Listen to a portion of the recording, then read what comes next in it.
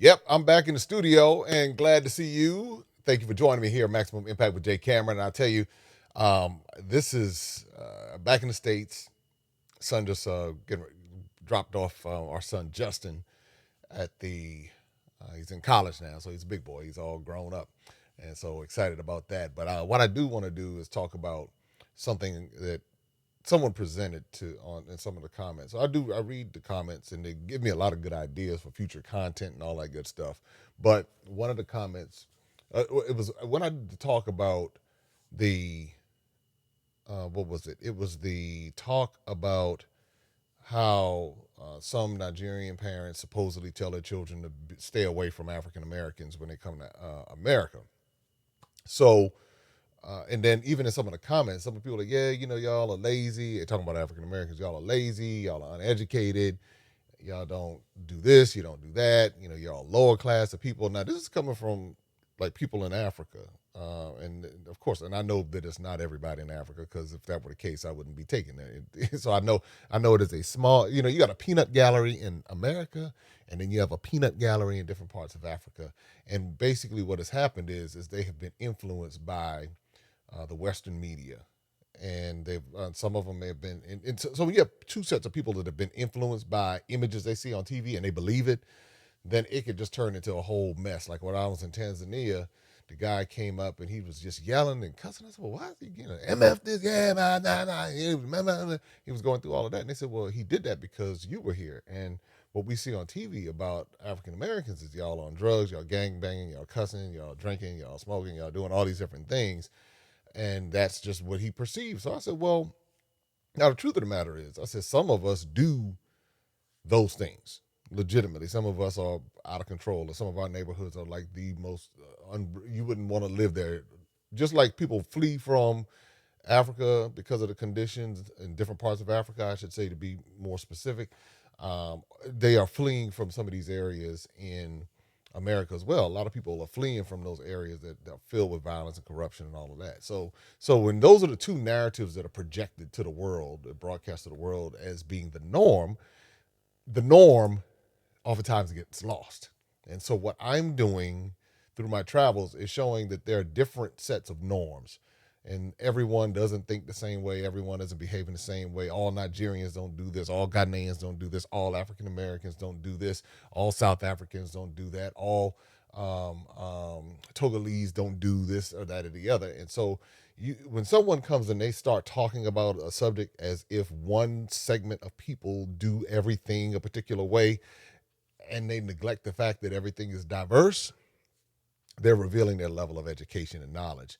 So when they say, yeah, those Nigerians don't like us, I was like, well, first of all, which Nigerians are you talking about? You talking about Igbo Nigerians, Yoruba Nigerians, Hausa, Fulani? We can go down the line of other ethnic groups in Nigeria. So which ones don't like us? Or those Africans? Which Africans? Is it the Timini that don't like us? Is it the Ewe that don't like us? Is it the Tikar that don't like us? Is it the Maasai that don't like us? Is it the Zulu? Help me understand which ones don't like us. That because some of them weren't even involved in the European slave trade to even know anything about what was going on. But again, you have people who this is when they say those Africans, and it's really sad because people are missing out on valuable opportunities and relationships because they're holding on to something that is really misguided in many cases. Now for those who've had experiences with people from the continent of Africa that might not have been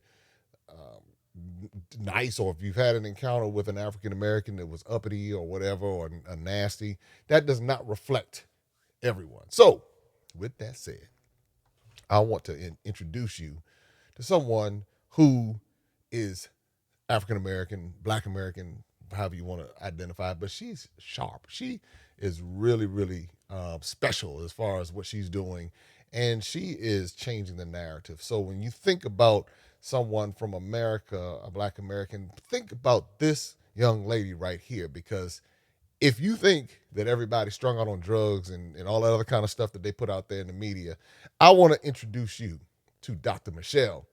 And you tell me at the end of this if you think she's strung out on drugs, uneducated, what are the other things, lazy, uh, whatever else they say about so-called African Americans. Introducing Dr. Michele. What's happening, everybody? I'm still here in Atlanta at the Traffic Sales and Profit Conference, and I'm just talking to some of these amazing Black entrepreneurs who cover a variety of industries and interests. And so I'm here talking to Dr. Michele right now. She is from Mogul Beginnings, and you can follow her on IG at Mogul, Mogul, Yep. Beginnings on IG.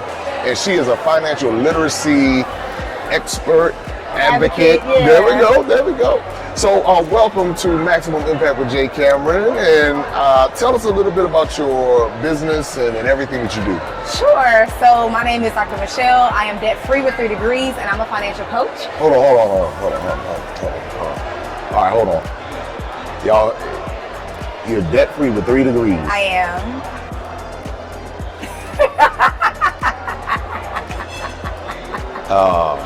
Okay. All right, we're going to get into this. All right, break it down for me. So a big thing about being debt-free with 3 degrees is the fact that I never accrued any debt. And a lot of people ask me how, but it really started at home. It's the foundational level. So a part of what I do is really prepare the next generation to have my story, because it is possible for your children to go to school if they desire, debt-free, and to be able to not start from scratch. And so my mom positioned my sister and I, so when she passed away, we didn't have to start from scratch. We were able to step in and multiply the wealth that she passed down. And a big part of that is the responsibility.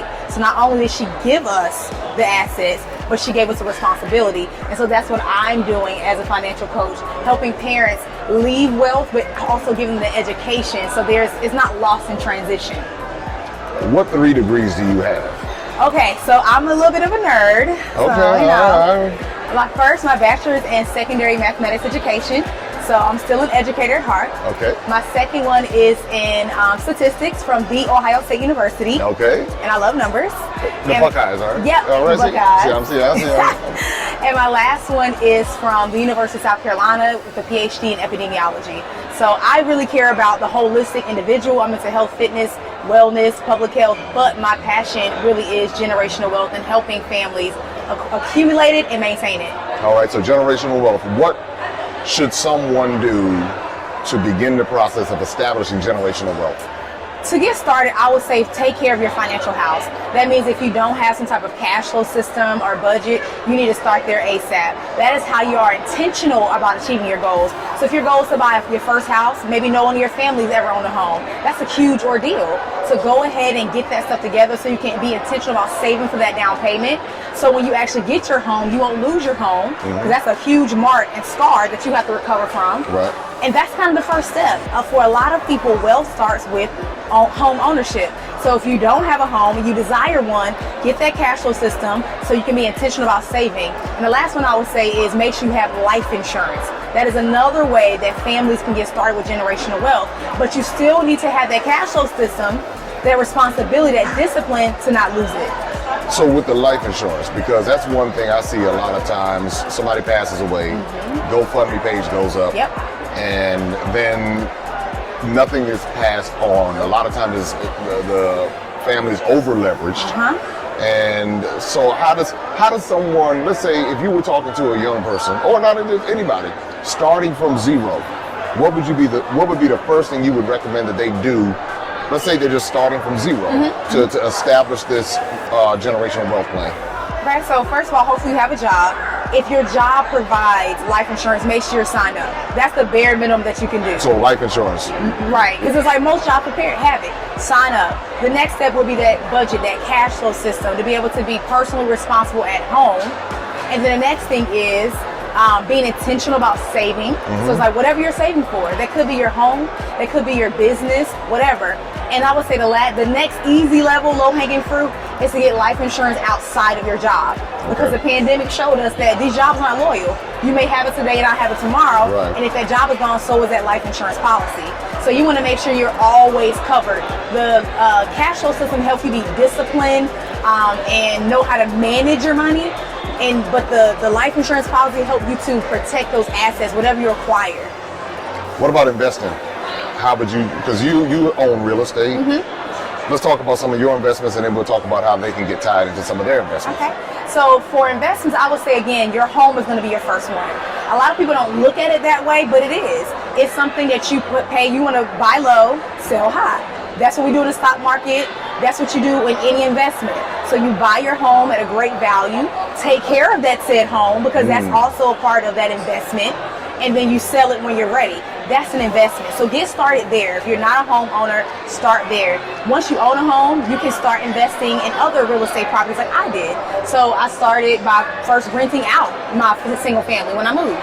And then I bought a quadruplex. And then I bought other properties. So I leveraged what I had. I just started moving around money to buy low, sell high. So you're just moving around parts, but it happens with that first home. Now, once you get that, if maybe you like it, maybe you don't want to get into real estate, your business is also an investment. You invest in yourself to grow money. And another way that most people know about is the stock market.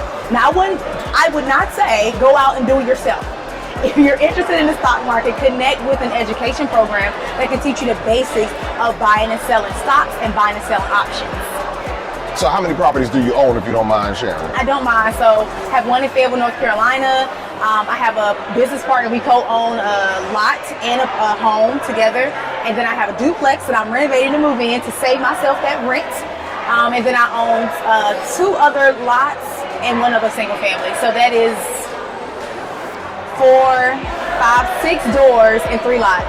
So you have 8 doors. 8 doors and 3 lots. You have a respectable net worth. Yes. Yes. And I have life insurance, multiple policies. So, I'm protecting myself and the next generation. So, But, and that's wise, because a lot of times people don't think about life insurance, but you got life insurance at the right age. Yes. Yes. When it's the least expensive. When it's the least expensive. You will never be this young and healthy again. Yeah. Never. You're going to be older tomorrow. That's So right. if you've been hesitating about it, you want to get connected with someone ASAP. There's tons of people out here that will sell you some life insurance. And you really can't go wrong as long as you have a policy that is about 7 to 10 times your annual salary. That is really important, especially if you have small children. Okay. They need, and you're leaving behind a spouse. They need time to figure it out. And a year is not enough. So so this sounds to me like a combination of, and I know you're not giving advice on a certain level, but if someone's here 7 to 10 times, a whole life or term policy, which one would suit that need better That's a at really the good lower price? That's a really good question. So term life insurance is going to be your lower cost for the higher amount. Mainly because they're only covering you for a certain amount of time. So, some people will unfortunately outlive their policies. But by that time, you can put other things in place. Right, you should, yes. But if that's all you can afford, that is perfectly fine. If you have children, multiple children, you have a stay-at-home spouse, they need time to figure it out. Your children need money to go to college. So you need 7, 10 times you want to go for that term life. If you can afford more, then you can, play around with other types of policies. And there again, plenty of people that are willing and ready to sell you those types of policies. That's right. And of course, do your due diligence in any financial decisions, and just making sure that you stay on top of that. Do your research and check multiple sources and all of that good stuff. But as Dr. Michele is sharing with you the importance of having life insurance in place to protect your assets, because you work hard and you don't want to end up losing your home to the state, or your children having to fight over different things. So that's when estate planning is important, wills are important. And this is, I spent a lot of time in Africa, and it's really the same, when you start thinking about it, as far as protecting yourself, whether you're there or here in America or whatever the case may be. Now you offer courses and classes? Yes, as far as your business. Let's talk about your business side. Okay, so my main thing is a course. So I offer a financial course that helps people start from that bottom level. Like you asked me, what do you do to get started? So my course starts there, and it helps position people to be able to take the next step. And a lot of times the next step is investing. So that may be their home. They may be being prepared both financially and mentally to enter into the stock market, into real estate investing. Because it is a mindset thing. We have to understand how to work with money, how to play with money, and be disciplined once the money starts rolling in. Because no one wants to keep buying, when you get trapped in that cycle of earning money and spending money, it's really hard to get out. And so we want to start with that foundational level, get in, learn how to manage your money, so everything else is smooth and easy. Well, this is, and I know we can just keep going on and on. What I want to do is I want to have you back. Okay. And I want you to really break down some steps that people can follow, because a lot of people, because they don't teach financial literacy in most of our schools as a requirement. No. A lot of people, for some people, it's a foreign language. Right, it is, yeah. And as you can tell, I've been in the financial literacy space a little bit with some of these questions that I'm asking. I really want people to understand how important it is, because a lot of times you have 3 degrees. Yes. But for some reason you came back to financial literacy. Yes.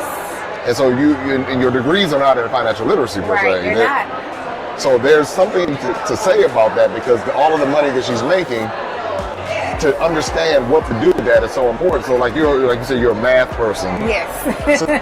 But math and money are 2 different things. They are. They really are. I mean, you do have math components with money, but there are a lot of psychological components, emotional, all these different things, cultural, that play into your financial decisions. So in closing, would you just offer a few words of encouragement to everyone, or anything that you would like to share? Oh, absolutely. I like where you were going with that last part, because one thing I say a lot in my community is money is not just math, it's mental. So when you're in money trouble, when things aren't going well in that one area, it affects everything else. Your relationship with your children, your spouse, your friends, your mental health, you're worried, you're always anxious. Maybe you're anxious about the next time you get paid, will you have enough to make it there? Maybe you can't go on that friend trip, and it makes you feel bad. You're ashamed, you're embarrassed, you get in pride, you get stubborn. So it's so many things, like you said, that play into it. But if you can just take one small step to learn how to manage what you have right where you are, I promise you the rest of those things will iron themselves out. Well, everybody, you heard Dr. Michele, and you can find her at Mogul Beginnings, MOGUL Beginnings on IG. Is that also the website? Yes, MogulBeginnings.com. MogulBeginnings.com. And this is why, and this is part of bridging the gap, because I want people on the continent of Africa to understand a little bit more about our culture here in America and how we think and how we operate. Because there's so many narratives told that we're drugged out, crazy, don't know what we're doing. But then you meet somebody and hear somebody like Dr. Michele, who's a young person who, you're younger than I am, I said, who is doing it. And so it can be an inspiration on, on both continents. And so that's what I want you to know. These are the conversations that we're having. This is how we're thinking. And this goes against much of what we've been taught in our culture. So just knowing that if we have more and more people across the African diaspora who are willing to learn, have conversations, this is something that each person can do within their own community. And that's another way that we bridge the gap, by giving people insight into how we live in different parts of the world. And these negative narratives we can tear down when you hear these types of conversations. So I just want to say that to all of my folks watching in Africa and other parts of the African diaspora. So anyway, you all know what to do. Like, subscribe, share. Make sure you hit the notification bell. And we're going to have Dr. Michele back. And we're going to talk about even more topics. So anyway, until next time, take care, be safe.